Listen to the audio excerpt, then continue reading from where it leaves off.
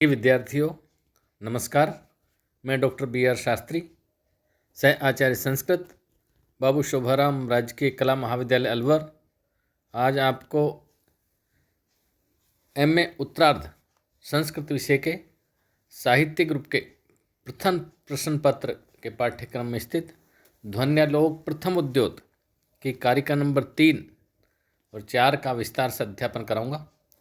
इसमें कारिका नंबर 2 में जो हमने पढ़ा था कि जो अर्थ सहृदयों के द्वारा प्रशंसनीय होता है वो काव्य की आत्मा के रूप में प्रतिष्ठित है और उसके वाच्य और प्रतिमान नाम से 2 भेद होते हैं। ये कारिका नंबर 2 जो बहुत महत्वपूर्ण कारिका थी वो भी उसमें हमने उसकी व्याख्या प्रस्तुत की थी। अब कारिका नंबर 3, इसमें जो कहा गया है, यद्यपि कारिका नंबर 3 में संक्षिप्त विवरण है जिसमें कहा गया है तत्र वाच्य है प्रसिद्धौ ये प्रकारई उपमा आदि भी बहुधा व्याकृतः यो अन्यै ततो नेह प्रतन्यते। इसका अर्थ है कि उन जो 2 प्रकार बताए थे हमने, वाच्य और प्रतिमान, उन दोनों प्रकारों के अर्थों में से जो वाच्य अर्थ उपमा आदि प्रकारों के द्वारा प्रसिद्ध है, तत्र वाच्य जो है वाच्य अर्थ वो प्रसिद्ध है प्रकारई उपमा आदि भी, उपमा आदि प्रकारों के द्वारा, उपमा आदि अलंकारों के जो प्रकार हैं उनसे प्रसिद्ध है वाच्य अर्थ। वाच्य अर्थ जो उपमा आदि अलंकारों से प्रसिद्ध है उसकी अन्य आचार्यों ने अनेक प्रकार से व्याख्या की है। पहले भी वाच्य की तो अनेक जो पहले आचार्य हुए उन्होंने अनेक रूपों में व्याख्या पहले कर दी है। इसलिए अन्य का अभिप्राय है काव्य का लक्षण करने वाले आचार्य, पहले जिन्होंने काव्य के लक्षण की परिभाषा की, काव्य के लक्षण बताए, अनेक आचार्यों ने उन्हें वाच्य के अर्थ का अनेक प्रकार से व्याख्या कर दी है, इसलिए उसका विस्तार से प्रतिपादन नहीं कर रहे हैं। ततो न इहि प्रतन्यते, इसलिए यहाँ वाच्यार्थ का विस्तार से व्याख्या यहाँ नहीं की जाएगी। अर्थात वह वाच्य अर्थ यहाँ आवश्यकता के अनुसार केवल अनुदित किया जा रहा है, केवल उसका वर्णन किया जा रहा है, व्याख्या उसकी पूर्ण नहीं की जा रही। तो ये थी कारिका नंबर 3 जो ज़्यादा विस्तार से नहीं थी।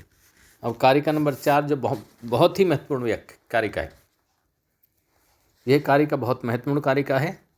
इसमें कहा गया है प्रतिमानं पुनरन्यदेव वस्तु अस्ति वाणीषु महाकवीनां यत् प्रसिद्धव्यव अतिरिक्तम विभाति लावण्यम अंगनासु। ये कारिका बहुत मुख्य कारिका है, व्याख्या की दृष्टि से भी और वैसे काव्य की दृष्टि से भी, इसलिए इसको अच्छी तरह से समझ लिया जाए। प्रत्ययमानं पुनरन्यदेव वस्तु अस्ति, काव्य में जो प्रतिमान अर्थ है, जो प्रतिमान अर्थ है, ध्वन्यात्मक जो अर्थ है, वो काव्य में एक अलग ही वस्तु है, वो अलग ही दिखाई देता है, जो कि वाणीसु महाकविनाम, वाणी महाकवियों के, प्रसिद्ध कवियों के द्वारा लिखित काव्य में अलग ही जो दिखाई देता है, अलग ही सुशोभित होता है वो अर्थ, प्रतिमान अर्थ। यत तत् प्रसिद्ध अवयव अतिरिक्तम, वह जो प्रतिमान अर्थ है वह प्रसिद्ध अवयव अतिरिक्तम, जो काव्य के अन्य अवयव हैं, अलंकार हैं, रस हैं, इनसे अतिरिक्त विभाति सुशोभित होता है। लावण्यम अंगनासु, जैसे अंगनाओं का जो लावण्य है, जो अलग दिखाई देता है, उसके अंग प्रत्यंगों की शोभा अलग होती है, लेकिन सबकी मिलकर जो लावण्य उसका अलग प्रतिष्ठित होता है, जो सुशोभित होता है, उसकी शोभा अलग ही होती है स्त्रियों के लावण्य की। महाकवियों की वाणियों में ये प्रतिमान अर्थ पुण्य कुछ और ही वस्तु है, जो कि प्राचीन आचार्यों द्वारा प्रसिद्ध काव्य अवयवों, अलंकार आदि से भिन्न है और उसी प्रकार शोभायमान है जिस प्रकार अंगनाओं में लावण्य शोभायमान होता है। तत् सहृदय प्रसिद्धेभ्यो अलंकृतेभ्य प्रतीतेभ्य अवयवो अतिरिक्तम। तो ये जो प्रतिमान अर्थ है वो सहृदय प्रसिद्ध है, वो सहृदयों के द्वारा जो प्रसिद्ध है, सहृदय गण जिसका अनुभव करते हैं, जिसका रसास्वादन करते हैं, उनके द्वारा जो प्रसिद्ध वो प्रतिमान अर्थ है वो अलंकृतेभ्यो प्रतीतेभ्यो, जो अलंकार आदि हैं इनसे जो सुशोभित जो अर्थ है उससे भिन्न अर्थ है, उससे अतिरिक्तम है, उनसे अतिरिक्त है, जो प्रकट होता है लावण्य अंगनासु, जैसे स्त्रियों में अंगनाओं में स्त्रियों में लावण्य जिस सुशोभित होता है ऐसे वो प्रतिमान अर्थ सुशोभित होता है। यथा ही अंगनासु पृथक, जैसे अंगनाओं में अलग से निवर्ण्यम मानम सुशोभित होता है, निखिल अवयव अतिरिक्तम, उसके भिन्न हाथ पैर नाक इत्यादि अवयवों से अलग जो अतिरिक्त लावण्य सुशोभित होता है। अन्यते वह सहृदय लोचन अमृतम, जो सहृदयों के नेत्रों को अमृत के समान रसास्वादन कराता है, वैसे ही काव्य में प्रतिमान अर्थ सुशोभित होता है। पुनः ये प्रतिमान अर्थ महाकवियों की वाणी में वाच्य अर्थ से भिन्न अन्य और कोई वस्तु है।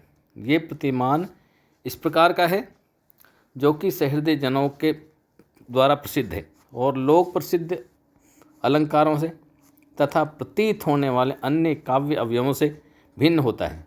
जो लोक प्रसिद्ध अलंकार हैं, अन्य काव्य अवयव हैं, उनसे भिन्न है। उसी प्रकार प्रकाशित होता है जिस प्रकार अंगनाओं में लावण्य प्रकाशित होता है, जिस प्रकार अंगनाओं में पृथक रूप से दिखाई देता हुआ सौंदर्य उसके सभी अंगों से पृथक होकर सहृदयों की आँखों के लिए अमृत रूप कोई और ही दूसरा वस्तु तत्व है, उसी प्रकार ये प्रतिमान अर्थ होता है। जैसे सहृदयों के लिए स्त्रियों को जो लावण्य है वो उसके आँखों को अलग ही अमृत का पान कराता है, वैसे ही सहृदयगण काव्य में प्रतिमान अर्थ का रसास्वादन करके आनंदित होते हैं और वह उस काव्य के अलंकार आदि अर्थों से, अलंकार आदि की शोभा से अलग ही प्रतिमान होता है, अलग ही वस्तु है।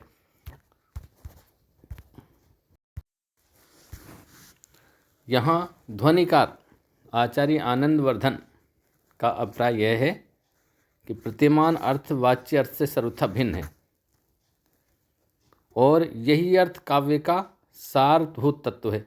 उन्होंने काव्य की आत्मा को नारी की उपमा दी है।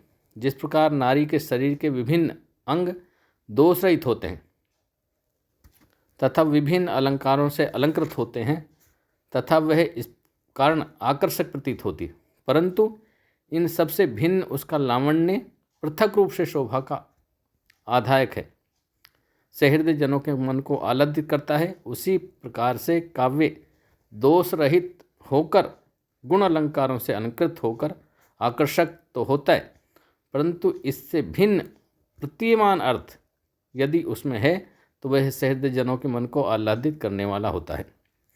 इनमें जो पद आए हैं, जो महाकवि नाम जो आया, यहाँ बहुवचन के प्रयोग का प्राय है कि प्रतिमान अर्थ सभी महाकवियों के व्यास, वाल्मीकि, कालिदास आदि काव्यों में व्यापक रूप से विद्यमान है, इसलिए महाकवि नाम शब्द आया। दूसरे शब्दों में यह भी कहा जा सकता है कि जिन कवियों में प्रतिमान अर्थ व्यापक रूप में रहता है उनको ही महाकवि कहा जा सकता है। दूसरा पद था प्रसिद्ध अवयव अतिरिक्तम।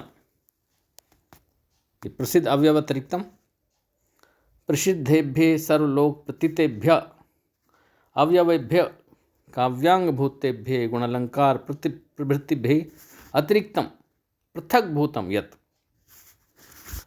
जो प्रसिद्ध सर्वलोक प्रतीतेभ्य, सर्वलोक प्रतीत प्रसिद्ध हैं जो अवयव हैं, काव्य अलंकार आदि और गुण हैं जो इनसे प्रवृत्तियाँ हैं, जो वृत्तियाँ हैं, इनसे अतिरिक्त जो अर्थ है वह यह प्रतिमान अर्थ लोक प्रसिद्ध काव्य के अवयव गुण अलंकार आदि से भिन्न है।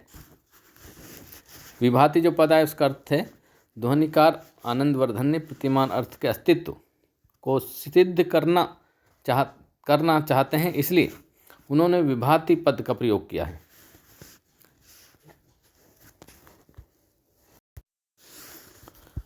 इसमें लावण्य जो पद आया कि लावण्यम इव अंगनासु, जैसे अंगनाओं में स्त्रियों में जो लावण्य है, उनकी सौंदर्य है जो अलग ही झलकता है।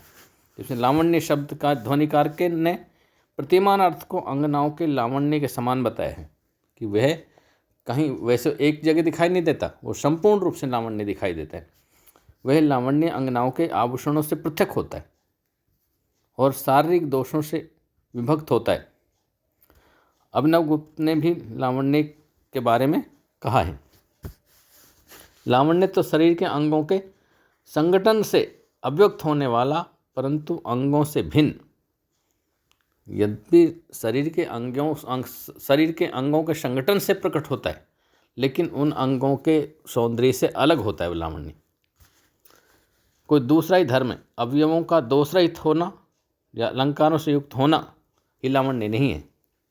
लावण्य तो एक अलग से पृथक ही वस्तु है, पृथक ही उसका रूप है, पृथक ही एक उसमें सुंदरता है।